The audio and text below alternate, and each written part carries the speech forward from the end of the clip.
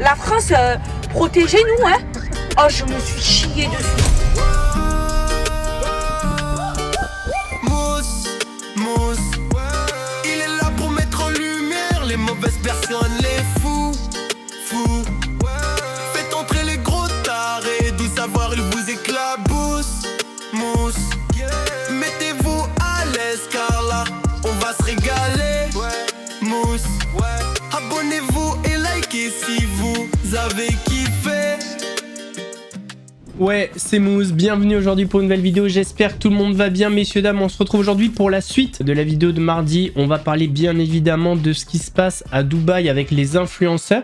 C'est une situation compliquée qu'on n'aimerait pas voir au final parce que malgré tout, il y a un climat très tendu au Moyen-Orient, il y a une guerre qui se passe. Mais aujourd'hui, le torchon brûle entre les influenceurs français résidents à Dubaï et les Français. Voilà, les gens ne se comprennent plus. On va donc parler de la genèse de tout ça et on va surtout parler des petits détails, les petits secrets dont on n'a pas forcément parlé sur ce qui se passe à Dubaï et qui ont leur importance. Messieurs, dames, avant de partir pour cette nouvelle vidéo, c'est le moment de soutenir la chaîne et moi-même en mettant votre plus gros pouce bleu, votre meilleur commentaire. On n'oublie pas de s'abonner et d'activer la cloche pour ne pas rater les prochaines vidéos. On fait de même sur la chaîne secondaire, la chaîne Laurent Delamousse, où vous avez des vidéos d'actualité quasi quotidiennes. On me rejoint sur Instagram, le nouveau qui est en commentaire épinglé, sur TikTok, sur Twitch pour ne pas rater les lives du dimanche soir à 21h30. On va chercher à boire, à manger, on se met à l'aise. Sauf si vous faites le jeune comme moi, qui n'a rien de religieux. Et moi, je m'occupe du reste. Avant d'entrer dans le vif du sujet, il me semble important de revenir sur les raisons de toutes ces tensions au Moyen-Orient, le pourquoi du comment, pourquoi ensuite ça a impacté Dubaï, les influenceurs, pourquoi les Français sont mécontents par rapport aux réactions des influenceurs, etc., etc. Les États-Unis et Israël ont lancé une opération militaire en Iran. Our objective is to defend the American people by eliminating imminent threats from the Iranian regime. En réponse, le régime iranien a bombardé Israël et plusieurs cibles américaines au Moyen-Orient. Le Monde, avec l'aide d'internautes et des membres du collectif GeoConfirmed, a authentifié plusieurs images de ces bombardements. Voici ce qu'elles montrent. Il est environ 9h30 à Téhéran le 28 février, lorsque deux premières explosions retentissent. Sur ces images, de la fumée s'élève depuis le quartier des bâtiments officiels du régime. On y trouve notamment la résidence officielle connue du guide suprême, Ali Khamenei. Sur cette image satellite prise peu après 10 heures, elle apparaît fortement endommagée. Ici, plusieurs voitures ont été calcinées. Il s'agit du quartier de Narmak, où l'ancien président Mahmoud Ahmadinejad est réputé vivre. Dans le reste du pays, de nombreuses zones ont aussi été bombardées. Près de Tabriz, une université abritant de nombreux centres de recherche a été ciblée. Plusieurs sites liés au lancement de missiles iraniens ont également été touchés. Selon les médias iraniens, plusieurs dizaines d'écolières auraient été tuées lors d'une frappe dans le sud du pays. Nous avons pu vérifier la localisation de cette vidéo ici, dans la ville de Minab, à 300 mètres de l'entrée d'une clinique liée aux gardiens de la Révolution. Le bilan humain n'est pour l'instant pas vérifié indépendamment. L'Iran a riposté en bombardant des positions américaines et celles de ses alliés au Moyen-Orient. Ici, la base navale des États-Unis à Bahreïn, frappée par un missile, puis par un drone Shahed. Là, une frappe à Arzak en Jordanie près d'une base militaire américaine. Et ici, devant l'hôtel Fairmont à Dubaï. Certains missiles ont été interceptés par les systèmes de défense, comme ici au Qatar.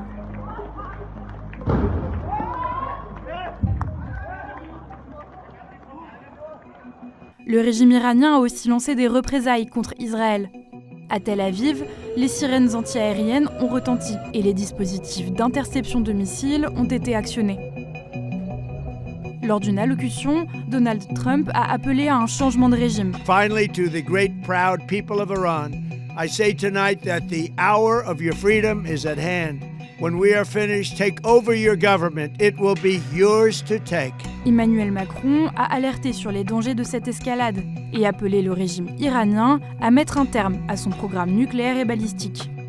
Toute la rédaction du Monde reste mobilisée pour suivre la situation sur place et vous tenir informés. Donc voilà, le contexte est posé, il y a plusieurs pays du Moyen-Orient qui ont été touchés, dont les Émirats Arabes Unis. Et aux Émirats, il y a qui? Il y a l'élite de la France. Rappelez-vous, il y a quelques années, la fuite des cerveaux, nos influenceurs, enfin certains sont partis à Dubaï, et aujourd'hui, ils sont pas bien. La France, protégez-nous, hein. Oh, je me suis chié dessus, ça va ou pas? On a tous nos passeports ici dans nos TT. Non mais on sait jamais. Et parce qu'il faut être, je sais pas moi, il faut, si jamais Père de Châle, il y a une grande guerre, ben, il faut partir, on est des Français, hein. Les missiles, on les a trop bien vus. Oh, et tu savais à quoi on pense aux Palestiniens qui vivent ça encore pire tous les jours. Il y a plus d'eau. Il y a plus d'eau. Camilla, il y a plus d'eau. Aïe. Il y a plus d'eau. Ah si, il y en a là. Ouf. Ouf. Il y a de l'eau. Allez, cristalline. Ah ouais, cristalline. Allez. Les rayons, ils sont vides. Les gens, ils se... Vous savez, là, normalement, c'est fermé. Les gens, ils remplissent des cages. Donc, tout ce qui est première nécessité, c'est vide. Vide, les pâtes. Ça, c'est mon chariot. Regardez, ils ont visé un immeuble. Attends, c'est quoi, rien? Oh, mamma mia, Dubaï. Aïe, j'ai trop peur. Maman, j'ai peur. Oh putain, les missiles, regardez de chez moi. Oh putain. Oh putain de merde. Oh oui, yes. Here. Oh my god. Oh my god. Oh putain, regardez, il est là le missile. Putain, ça a rebombardé. Mes vitres, elles tremblent. C'est où? Oh putain, regardez, c'est juste au-dessus de nous. Regardez. Le bruit, il est encore plus fort que les autres fois.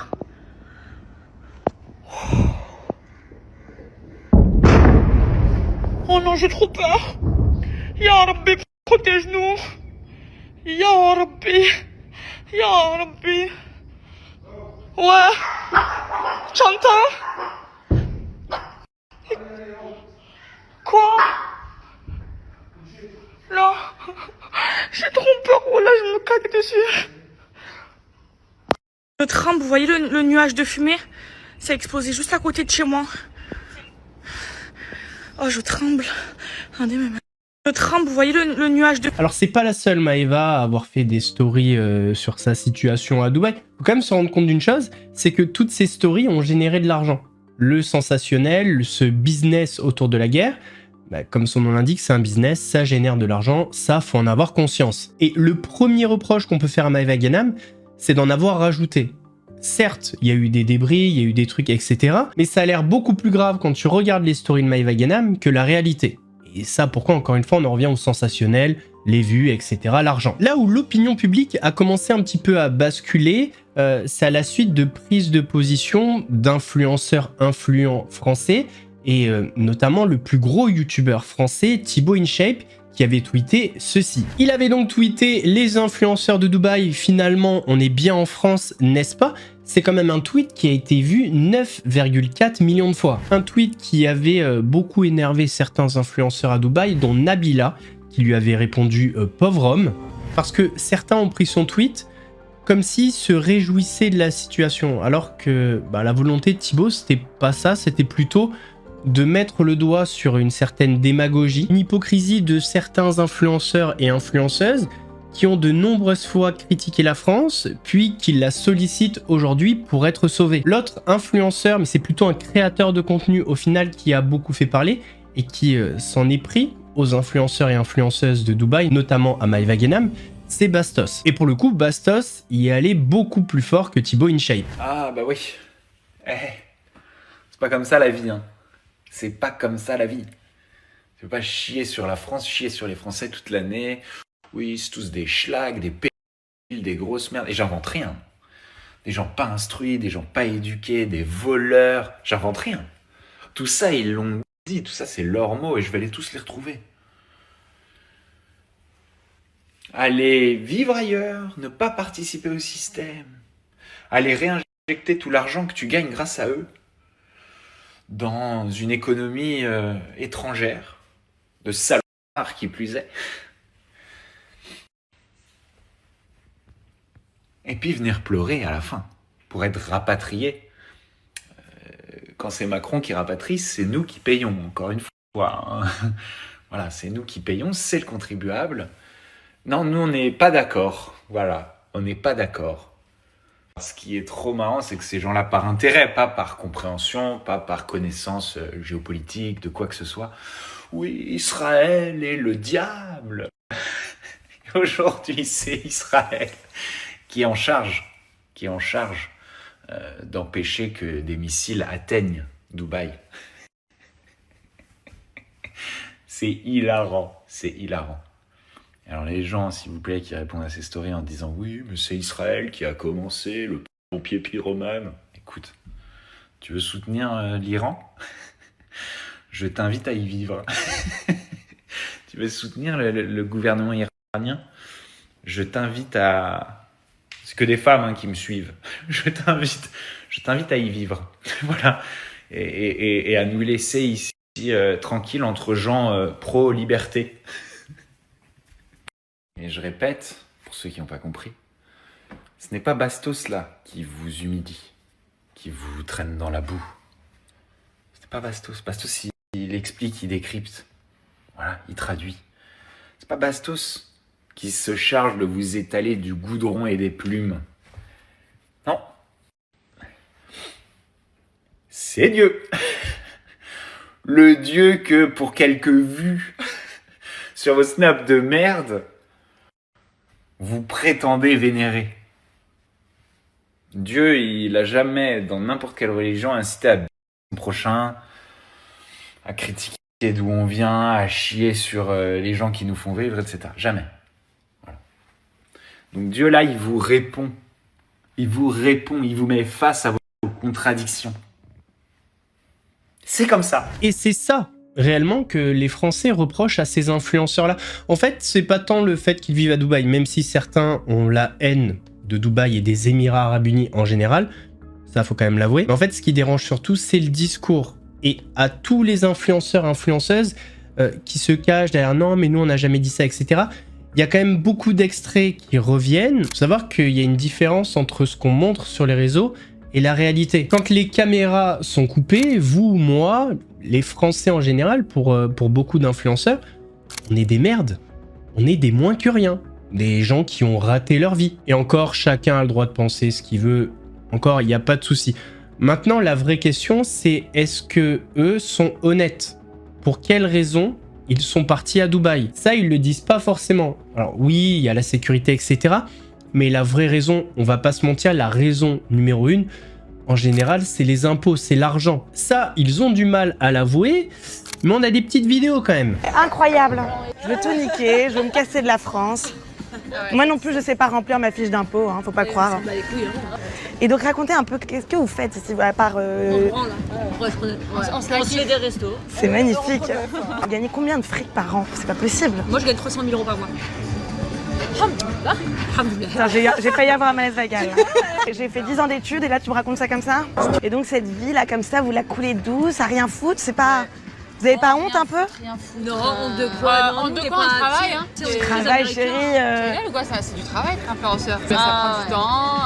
Moi j'ai ma marque de bijoux à côté, enfin je travaille. Enfin, moi aussi, je me lève très tôt le soir, je me couche très tard le soir. Franchement, j'aimerais beaucoup. C'est vrai? Franchement, ouais, j'aimerais beaucoup. Vous pensez pas que vous me faites rêver là? À fumer des clopes comme ça pendant que moi je trime à Paris? Parfois vous avez un peu quelques scrupules quand même à pas payer vos impôts en France ou... Pas du tout, j'aurais strictement rien à branler moi, personnellement. Non, franchement, je regrette pas du tout. Pourquoi? Je sais pas. Scrupule de pas payer des impôts pour des gens qui, finalement, c'est ces mêmes gens qui viennent nous braquer, nous chier dessus, non pas du tout. Pourquoi te chier dessus? C'est la vérité. Tu payes les impôts pour qui? T'es en colère contre la France, hein? Ah, je déteste la France. Moi, très clairement, je la déteste. Et vous habitez ici ou vous êtes en vacances? Moi, j'habite ici. Toi, t'habites là? Je viens tous les mois. Tu viens tous les mois? Parce que tu fais un business ici? Ouais, avec lui. Quel genre? Un peu tout, ouverture de société, offshore, ces trucs-là. Vous êtes enrichi ici? On n'a pas à se plaindre. Arrête, j'en bave. On a l'air heureux, non? J'en salive. Il n'y a pas à se plaindre. On est en plein d'après-midi, c'est le jour de travail, là on bosse. Moi aussi je bosse là. Qu'est-ce que je bosse, putain, mais qu'est-ce que je bosse? Ouais, c'est ça l'important. Tu sais, la France, on leur a tellement donné, ils nous ont jamais rendu. Et vous votez en France quand même? Pas vraiment. Bah non, plus mais non. Moi, j'ai Mais non, jamais parce que maintenant, enfin moi en tout cas, J'ai moi non jamais plus. voté. Moi ça fait 3 ans, petit mois. Qui a déjà voté Mais ça fait 3 ans que j'ai défiscalisé. Voilà, de toute façon je crois. Tu vois, t'as déjà voté? Moi oui, c'est Bonne Dijon. Je suis trop fière. Moi, j'ai voté. Et c'est là qu'on voit toute l'hypocrisie, notamment de Jazz. Déjà, elle fait une généralité. C'est je vais pas payer d'impôts pour ces gens qui nous chient dessus et qui viennent nous braquer. Oui, nous on est tous venus devant chez toi avec un flingue te braquer, comme si tous les Françaises et Français c'était des braqueurs. Bon, déjà c'est pour commencer. Et deuxièmement, ça te dérange pas que les potentiels braqueurs regardent la GLC Family sur TF1 alors que t'habites à Dubaï. Ça c'est ok. Bah ça va alors. Et en fait c'est ça le cœur de la discorde, c'est des gens qui font des revenus grâce aux Français mais qui ne payent pas d'impôts en France.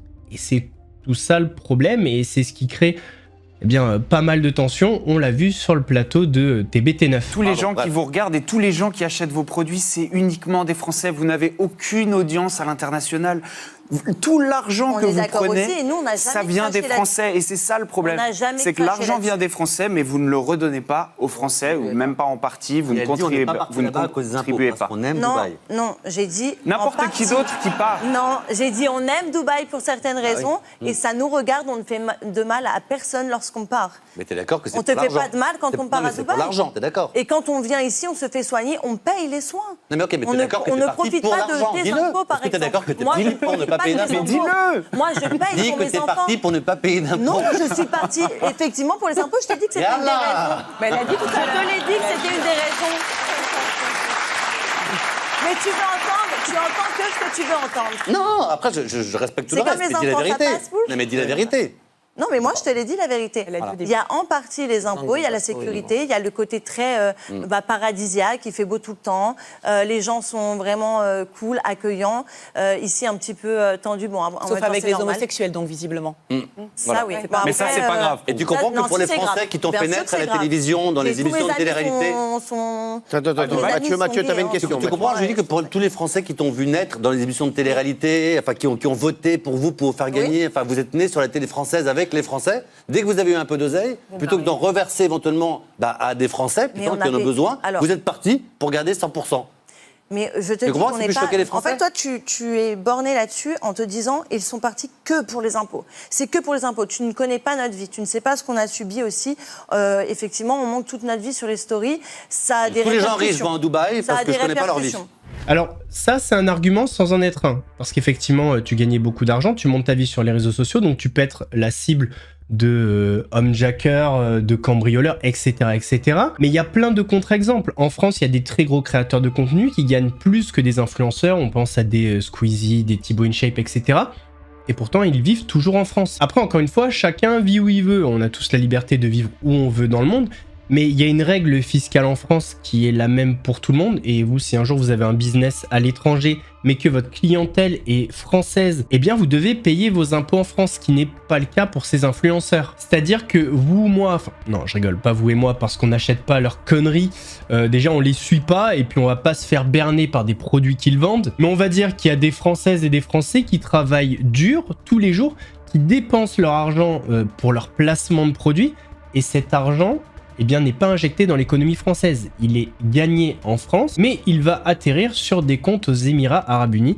Donc c'est de la fuite de capitaux. Et c'est précisément ceci que Bastos a voulu mettre en avant, et il a 100% raison, vraiment 100%. Que ce soit sur le côté légal ou moral, il a entièrement raison. Et concernant Thibaut InShape, je pense pas qu'il se soit réjoui de la situation des influenceurs, mais il a mis le doigt sur une hypocrisie. Si on les écoute, la France est horrible sur tous les points, et d'un coup, quand il y a un petit problème aux Émirats, faut vite les rapatrier. Oui, on va le faire, parce que c'est des ressortissants français, on le ferait pour n'importe qui, mais c'est quand même trop simple. C'est des prises de position, je l'assume, celle-là, je l'assume entièrement. Ils t'ont fait des représailles ? J'en ai eu. Récemment, il y a encore eu une polémique parce que tu as mis un tacle aux influenceurs. C'est vrai. À Dubaï. Est-ce que tu peux revenir là-dessus ? J'ai mis un tweet, du coup, les influenceurs de Dubaï, finalement, on est bien en France, n'est-ce pas ? C'est malheureux le conflit qui se passe actuellement. C'est hyper triste. On ne le souhaite pas du tout en France.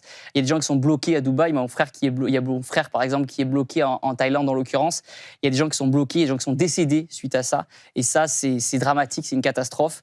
Mais aujourd'hui, le but, c'était de dénoncer l'hypocrisie des influenceurs qui sont à Dubaï, qui fuient les impôts, qui fuient parfois même la justice française. Je ne parle pas de tous les influenceurs, mais de certains, ce qu'on appelle influx-voleurs, qui arnaquent les Français et qui, ça y est, il y a la guerre, veulent que la France les protège. Et oui, la France va les protéger, ça va se passer comme ça, mais c'est en mode, ils passent leur vie à, je vais utiliser un terme, excusez-moi, à chier un petit peu sur la France. Et là, le fait de dire, ça y est, la France, on a besoin de nous, ben, c'est pas aussi simple. Alors oui, la France va aider parce que la France est généreuse, mais dans ce cas, essayer d'avoir un discours un peu plus politiquement correct, on va dire, tout du long, parce que leur business est souvent basé sur le fait qu'ils vendent à des Français, comme je disais tout à l'heure, souvent des arnaques, d'ailleurs, des produits qui sont pas bien, qui servent à rien. Je ne cite pas tous les influenceurs, mais certains. Lesquels? Je ne vais pas dire de nom parce que ce n'est pas mon style et les gens sauront chez eux à qui je m'adresse. Ok. Ils t'ont fait des représailles? J'en ai eu. J'ai appris avec l'expérience à ne pas regarder les réseaux. Aujourd'hui, voilà, j'ai dit à chose que je pensais vraiment profondément. Ouais. C'est quoi les représailles? C'est des menaces par message En fait, d'expérience, j'ouvre pas mes messages privés. Okay. J'ai eu beaucoup de gens tout à l'heure à la salle de sport, des gens qui me disent « Bravo Thibaut pour ce que tu as dit, nous on est d'accord avec toi ». D'autres gens aussi, tout à l'heure, hier soir j'ai fait une sortie, des gens qui m'ont serré la main, etc. Donc forcément, c'est des prises de position. Je l'assume, celle-là, je l'assume entièrement. Encore une fois, c'est dramatique le fait qu'il y ait des gens bloqués, qui soient décédés. Ça ne cible pas tous les influenceurs, mais certains font leur business auprès de Français et ferait mieux des fois de dire, voilà, d'être moins hypocrite. Il est français, il a parlé français. Il y a eu un autre problème, du coup, qui est arrivé, et là, on est dans les petits papiers, les petits secrets. Quand Maëva Guénam et certains ont partagé des vidéos, des débris qui tombaient, des missiles qui survolaient les Émirats Arabes Unis, eh bien, ça n'a pas plu au gouvernement des Émirats, qui a recadré tout le monde, on va dire, sur Twitter. Voilà, message général.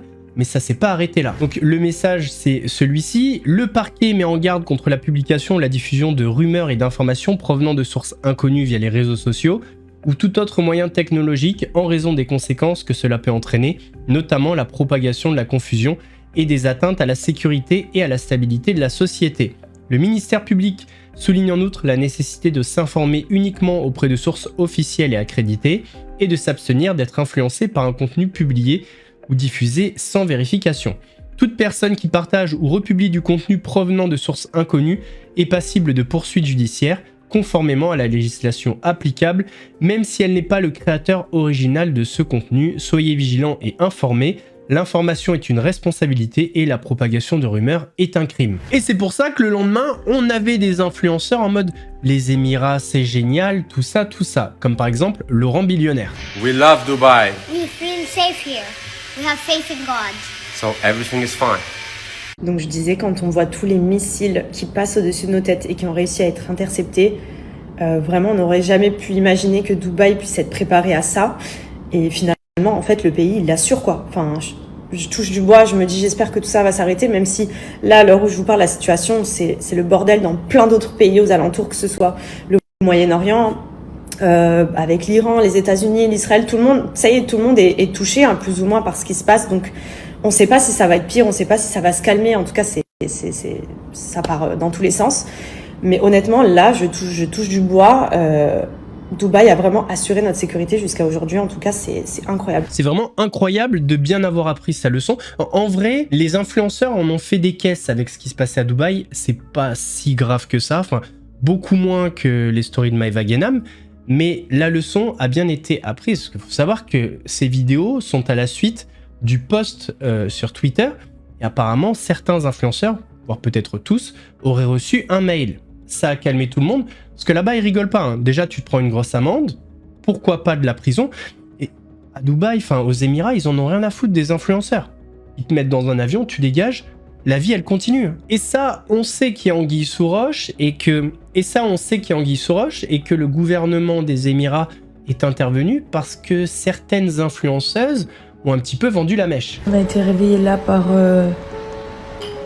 trois bruits pas très rassurants. Je vous avoue que je sais pas trop ce que j'ai le droit de dire, pas le droit de dire, droit de montrer, pas le droit de montrer.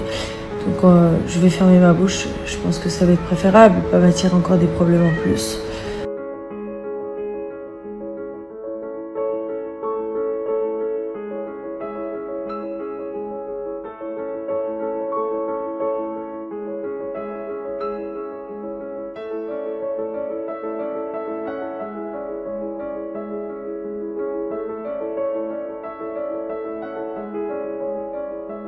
pas communiquer. On a été avertis que, voilà, vous avez compris, ici on peut pas tout vous montrer, ce qu'on voit de nos yeux. En fait, on peut pas poster ce qui pourrait affoler la population. On peut pas poster des choses qui vont créer de la panique. Donc du coup, c'est pour ça que vous voyez ces derniers temps, ces 2 derniers jours, je pense que plus personne poste rien. C'est pas parce qu'on poste rien qu'il y a rien. Après, nous, pour l'instant, je vous mens pas, on est assez safe là où on se trouve. Il y a pas grand chose. Hier soir, j'étais chez une copine à moi. On a vu, franchement, à l'espace de 5 minutes, plusieurs choses dans le ciel. Vous aurez compris. On a eu un peu peur.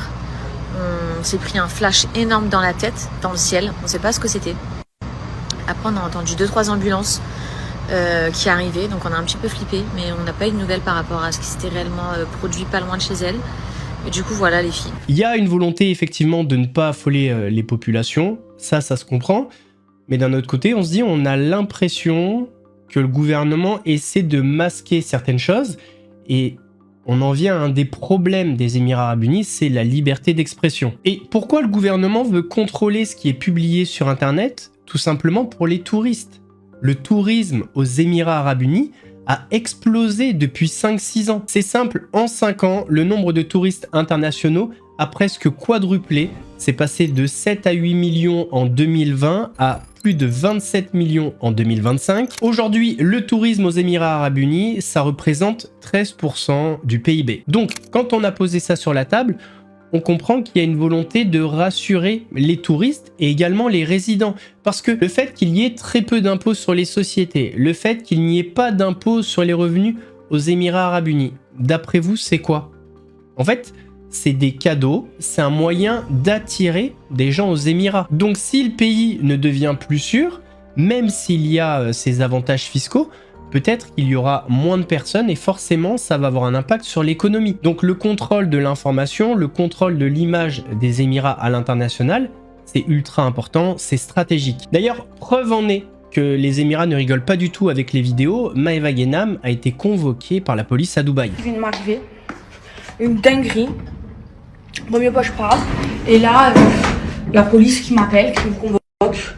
Je leur ai dit que je peux pas venir aujourd'hui, que je viendrai demain. Bref, journée de merde. Voilà, j'en ai marre. Et d'ailleurs, toutes les vidéos qu'elle avait postées ont été supprimées. Voilà, messieurs, dames, un petit résumé de ce qui s'est passé à Dubaï entre les influenceurs et les Français. En fait, au final, c'est un conflit au Moyen-Orient qui a créé un conflit entre les Français et les influenceurs à Dubaï. Les répercussions étaient inattendues. Alors personnellement, je ne vais pas faire partie des gens qui se réjouissent et qui disent c'est bien fait pour eux, etc.